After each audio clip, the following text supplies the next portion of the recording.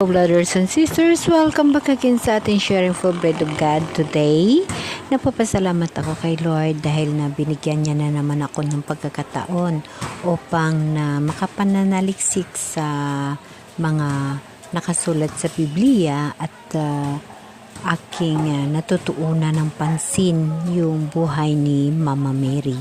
Lord, napapasalamat ako sa mga bagay na ipinagkaloob mo sa akin, yung pag-uunawa ayon sa aking nababasa sa Biblia. Maraming salamat sa iyo, Lord, sa pagbigay mo sa akin ng mga pagkakataon kagaya nito. Maraming salamat. Thank you so much, Lord. Amen.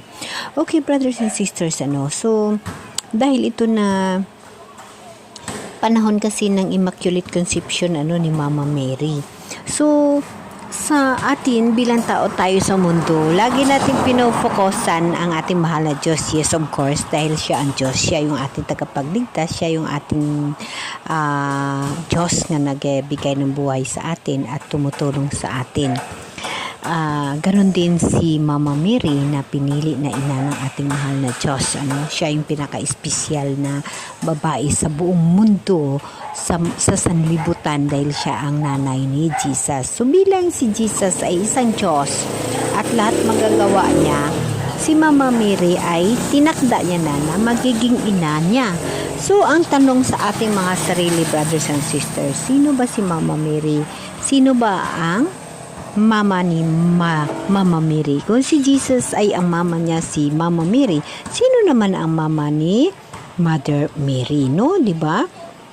So, nabigyan ko ito ng pansin dahil na siyempre gusto ko mag-interest din sa mga bagay na ito at kung sino man ang makapasyal sa YouTube ko, sa mga video ko, hindi at least mayroon din silang mga tinatawag na idea, no?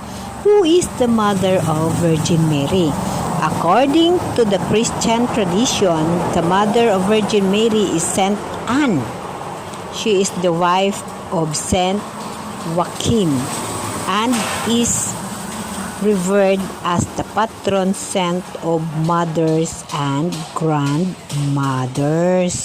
So, nakikita nyo na, isa ito sa dapat natin malalaman, si Saint Anne, ang kanyang lula ni Mama Mary, kag ang si Saint Joachim naman ang kanyang lulo, no? So ganon, kumbaga mga apoy na ni Jesus, sa atong mahal na Diyos, no? Ano ang buhay ni Saint Anne, no? The life of Saint Anne is mostly known through tradition and apocryphal writings, as there's limited information in the Bible. She is believed to have been a devout Jewish woman from the tribe of Judah, married to Saint Joachim.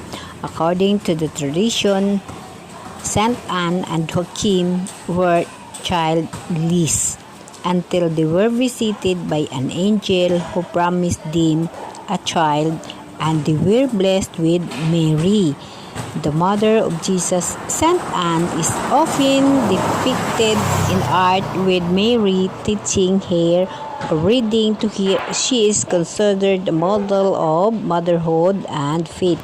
So, dito natin makikita, brothers and sisters, na si Mama Mary ay isa rin siyang himala na anak ni Saint Anne kag ni Saint Joachim, ni Anne and ni Joaquin, ni Santa Ana, at ni Joaquin, di ba?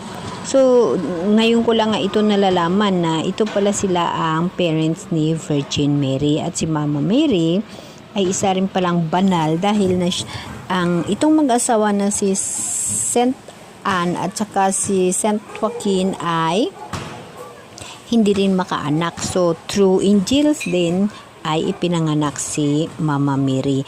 So, kaya pala na si Jesus Christ, to angels din kay Saint Gabriel na nagbigay ng mensahe kay Mama Mary, diba? So, banal si Mama Mary, So, saan ba natin makikita ang kwento sa buhay ni Saint Anne? So the Bible doesn't provide much information about Saint Anne's life she is not mentioned directly in the canonical Gospel, Matthew, Mark, Luke, and John. Some information about her comes from apocryphal texts like the Protevangelium of James. Ano ba itong Protevangelium of James, no?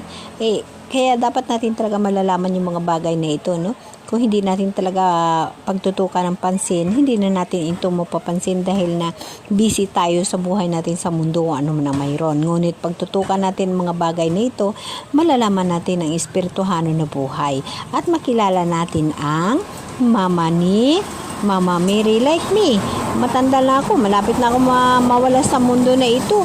Hindi ko pa alam kung sino ang mama ni Mama Mary. Ngayon, alam ko na si Saint Anne pala kag si Saint Joaquin. So, yun, kaya tayo na nanampalataya sa mga Diyos at nagtitiwala sa mga santo at na tinatawag natin na nag-believe tayo sa ating mga saint. Dapat alam natin ang mga history ng ating bawat mga santo. So, si Saint Anne, ito pala siya ang mama ni Mother Mary kag si Saint Joaquin, no? So, ano ba itong tinatawag na Protevangelium, no? Ang hirap unawain, ano? Ang Protevangelium ng James ay tinatawag na unang ebanghelyo ni James o Protevanghelyo ni Santiago. Sa Tagalog, ito ay isang sinaunang teksto ng Kristiyano na nagsasalaysay tungkol sa buhay ni Mary at sa panganakan ni Jesus, no? So, saan ba makikita ang buhay ni Saint Anne, ano? So, ang buhay ni Saint Anne, ang ina ni Virgin Mary, ay makikita sa Protevangelium ni James o Protevanghelyo ni Santiago. Ito ay isang apocryphal na teksto na naglalaman ng mga detalye ukol sa kanyang buhay at pagiging ina ni Mary. So, saan ba makikita ba natin ang Protevangelium sa Bible? No, hindi. Hindi natin ito makikita.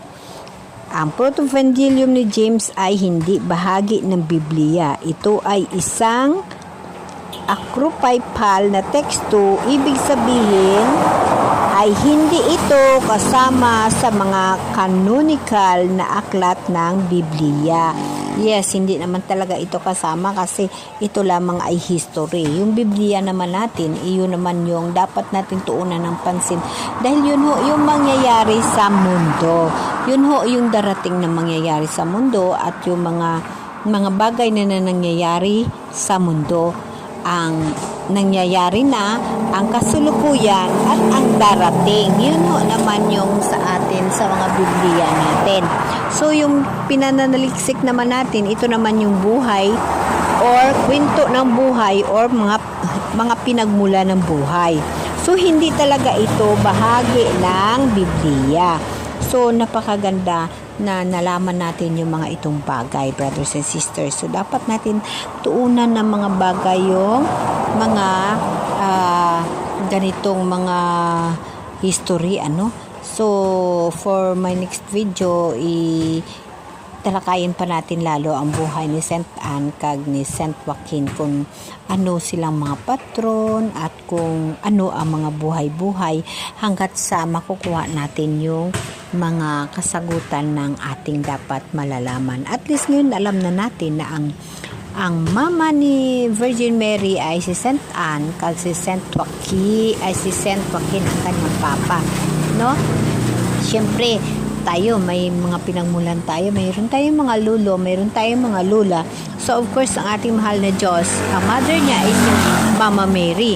So sa ngayon ko lang nalalaman na ang mama ni Mama Mary ay si Saint Anne kag si Saint Joaquin. So brothers and sisters, napakahirap kung hindi natin tutukan ng ating tinatawag na karunungan sa pagbabasa ng Bible. Hindi natin maunawaan yung mga bagay na ito kasi sa totoo lamang Pag magbasa ka ng Bible na minsan ka lang nagbabasa, hindi mo ho yun maunawaan. Kailangan na pag magbasa ka ng Bible, mayroon kang panahon, mayroon kang oras, binibigyan mo ng pansin at tinututukan mo ng gusto upang lahat yun ay maitalambuhay mo at maunawaan mo yung mga ibig sabihin. Amen?